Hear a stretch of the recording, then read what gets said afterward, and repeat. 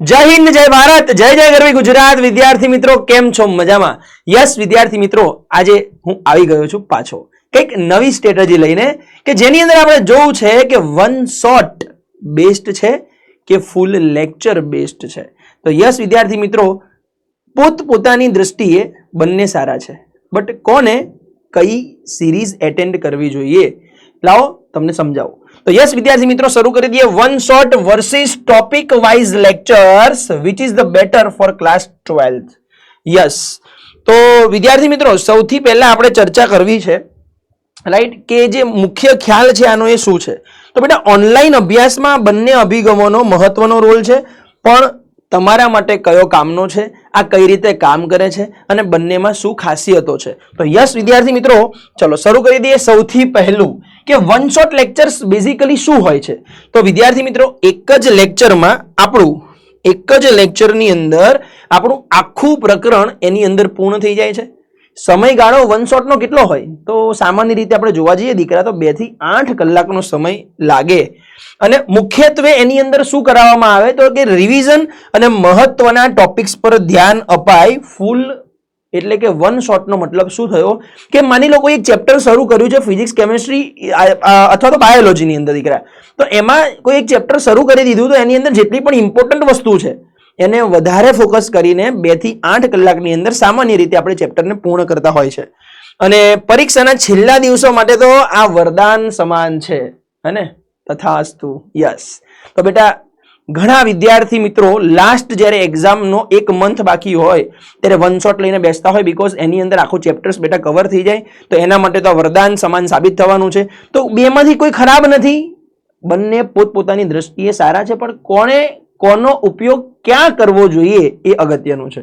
તો તમને one shot એટલે શું ખબર પડી ગઈ? યસ સર, આગળ વધી જઈએ કે ટોપિક વાઇઝ લેક્ચર્સની અંદર શું પ્લાનિંગ હોય.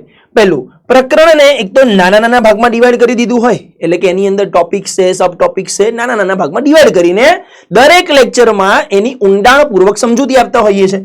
બિલકુલ.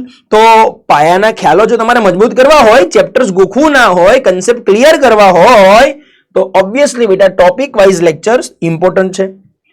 જી અને નીટ જેવી સ્પર્ધાત્મક પરીક્ષા માટે તો ખાસ કરીને આ લેક્ચર પહેલા આવવા જોઈએ, કારણ કે કન્સેપ્ટ તો જ દીકરા ક્લિયર થશે. તો વન શોટ શું છે અને આપણા ટોપિક વાઇઝ લેક્ચર શું છે એનો તમને આઈડિયા આવી ગયો હશે કે સર બિલકુલ સાચી વાત છે. હવે આની અંદર થોડું આગળ વધીએ તો આની આગવી વિશેષતાઓ શું છે. તો કે આ જે વન શોટ છે ને એના મુખ્ય ફાયદા કયા છે. તો સૌથી મોટો ફાયદો સમયની બચત. ઓછા સમયમાં વધુ સિલેબસ કવર કરી શકાય છે, પણ ક્યારે? આવડે ત્યારે. તો યસ, સમયની બચત, આખા પ્રકરણનું એક સાથે જોડાણ સમજાઈ જાય, હે ને. જો 10 દિવસ, 11 દિવસ, 12 દિવસ, 15 દિવસ રાહ જોવાની જરૂર ના પડે. એક વખત ચેપ્ટર ચાલુ કરીને બેઠા એટલે એક પછી એક આમ કરતા આખું ચેપ્ટર આપણે પૂર્ણ કરતા જઈએ. ઝડપી પુનરાવર્તન માટે આદર્શ છે. આત્મવિશ્વાસ તો 100% વધી જાય નથી, હે ને, કારણ કે તમે આખો વન શોટ લેક્ચર એટેન્ડ કરી દીધો, બેટા તમને આવડી ગયું, અને જેવો વન શોટ પતે એટલે તમારામાં કોન્ફિડન્સ આવે. જો તમે વન શોટ પ્રોપર એટેન્ડ કર્યો હોય તો. યસ, ફક્ત મહત્વના પ્રશ્નો પર વધુ ફોકસ રહે. અને વિદ્યાર્થી મિત્રો, એક્ઝામ ટાઈમ પર બધા પ્રશ્નો કરવાના હોતા નથી, જેટલા ઇમ્પોર્ટન્ટ ક્વેશ્ચન્સ છે એ જ કરવાના હોય, તો એના માટે વન શોટ બેસ્ટ છે. યસ, આગળ વધી જઈએ કે ટોપિક વાઇઝના મુખ્ય ફાયદા શું છે. તો સૌથી મોટું, પાયાની સમજૂતી. બેટા સમજૂતી જ નહીં હોય પાયાની, અગર કન્સેપ્ટ જ ક્લિયર નહીં હોય તો વન શોટ પણ કઈ કામમાં નહીં આવે. તો યસ, પાયાની સમજૂતી, દરેક વિષયના મૂળ સુધી જવાની તક તને મળે છે. તો યસ, કોઈ પણ ટોપિક છૂટી જવાની શક્યતા નહીં રહે. ટોપિક ચેપ્ટરમાંથી જેટલા ટોપિક છે એ બધું કવર કરી લેવાનું છે. આગળ અઘરા દાખલા અને થિયરીની પાયાની સમજ મળે. આ બહુ મોટી વસ્તુ બેટા. અઘરો દાખલો જોઈને આપણે છોડી દેતા હોઈએ, પણ ટોપિક વાઇઝની અંદર એ સમજાવી શકાય છે. પ્રોપર નોટ્સ બનાવવામાં સરળતા રહે. નોટ્સ બની ગઈ તો છેલ્લે વન શોટની જેમ જ કામ કરે છે, બટ વન શોટ નોટ્સ એ તારી વન શોટ નોટ્સ થશે, લેક્ચર નહીં. ઓકે, અને લાંબા ગાળે જ્ઞાન યાદ રાખવા માટે આ અતિ ઉત્તમ છે. ભાઈ ઉત્તમ લખ્યું, ભાઈ ઉત્તમ નહીં, અતિ ઉત્તમ છે. યસ વિદ્યાર્થી મિત્રો, તો સમયનું મેનેજમેન્ટ કેવું કરવું? તો બેટા 60% તો 100% આ વન શોટ છે એનાથી તમારી સમયની બચત થાય. આટલું હું તને 100% કહીશ કે 60%ની સમયની બચત તારી વન શોટથી થઈ જવાની છે. Yes, okay. કાર્યક્ષમતામાં વધારો થાય. જો તમે પહેલેથી ટોપિક જાણતા હોવ તો વન શોટ તમારો 60% સમય બચાવી શકે મિનિમમ. જો પહેલી વાર શીખતા હોવ તો ટોપિક વાઇઝમાં આપેલો સમય લાંબા ગાળે વધુ પુરવાર થાય સારો. યસ, તો તમારી જોડે કોઈ ટોપિકનું નોલેજ નથી તો એના માટે તમારે ટોપિક વાઇઝ લેક્ચર એટેન્ડ કરવા જોઈએ. એ થઈ ગયો, એક્ઝામ નજીક આવી ગઈ, તમારે રિવિઝન કરવું છે તો વન શોટ બેસ્ટ રહેશે. તો યસ, સ્માર્ટ વિદ્યાર્થી તે છે કે જે જાણે છે કે ક્યારે રફતાર વધારવી અને ક્યારે ઊંડાણમાં ઉતરવું. બેટા રફતાર વધારવા માટે વન શોટ, ઊંડાણમાં ઉતરવા માટે ટોપિક વાઇઝ લેક્ચર. પણ આ બંને ક્યારે યુઝ કરવા જોઈએ, શસ્ત્ર ક્યારે વાપરવા જોઈએ, એ જે જાણે એ આપણો સ્માર્ટ વિદ્યાર્થી. યસ વિદ્યાર્થી મિત્રો, આગળ વધી જઈએ કે સર મુખ્ય તફાવત તો શું છે એક નજરમાં બતાવી દો ને. તો કે વન શોટ અને ટોપિક વાઇઝમાં મેઇનલી શું ફરક? તો મેઇન હેતુ બેટા શું છે વન શોટનો કે ઝડપી રિવિઝન થાય અને કંઈક છૂટી ગયું હોય તો એ આપણે કવર કરી લઈએ. That means backlog.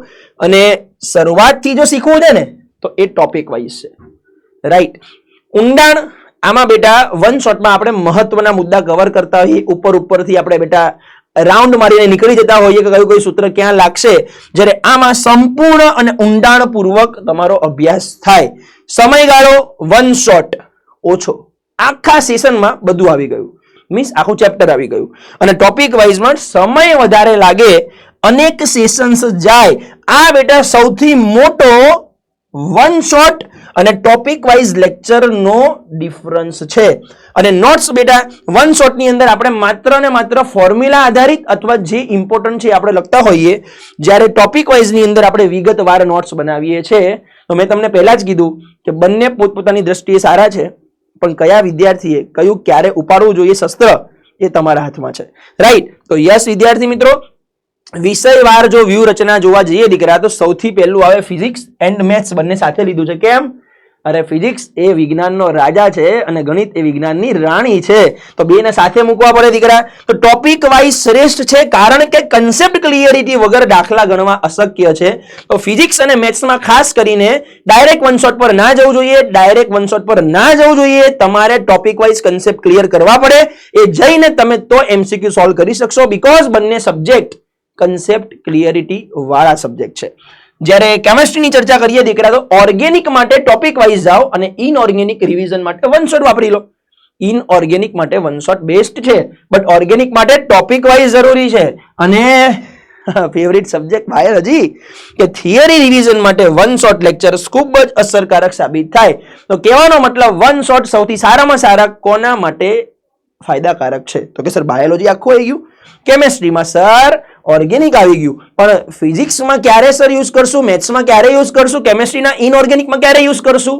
જ્યારે તમે ટોપિક વાઇઝ લેક્ચર એટેન્ડ કરી લીધા છે અને પછી તમારે તમારા કન્સેપ્ટને જોવા છે તમને કેટલું આવડે છે, તમારે કંઈક કોન્ફિડન્સની જરૂર છે ત્યારે.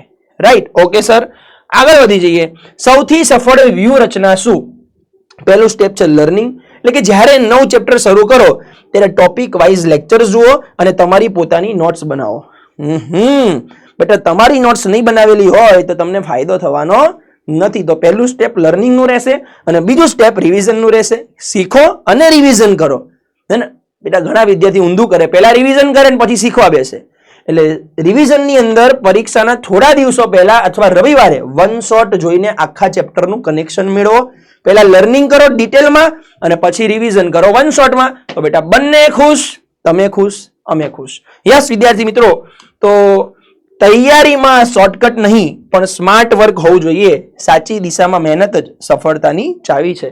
આ એજ્યુકેશન મંત્ર લઈને તમારે બેટા તમારી સફળતા મેળવવાની છે. તો યસ વિદ્યાર્થી મિત્રો, આઈ હોપ કે તમને સરે શું સમજાવ્યું ખબર પડી ગઈ હશે. તો વન શોટ શું છે, ટોપિક વાઇઝ લેક્ચર શું છે, તમને શું વધારે ગમે છે, કોમેન્ટમાં આન્સર આપજો. Thank you.